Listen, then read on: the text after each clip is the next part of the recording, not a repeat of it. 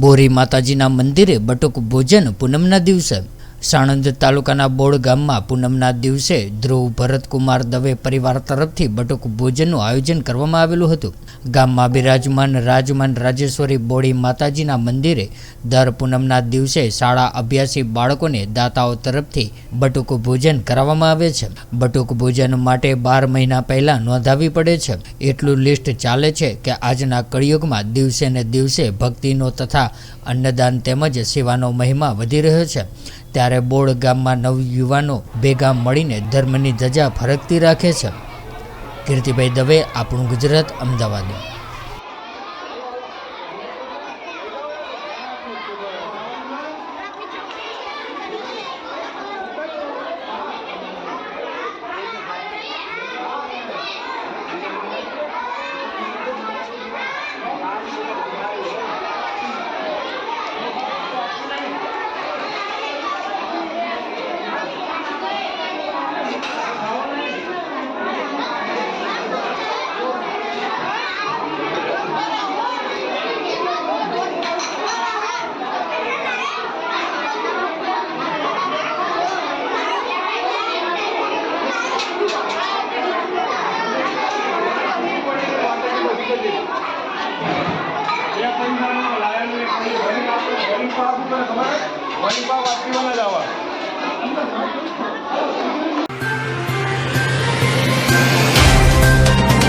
तो WhatsApp, Twitter, Facebook, Insta जहाँ भी आपका अकाउंट है, इसे शेयर बटन के द्वारा वहाँ पर शेयर करें।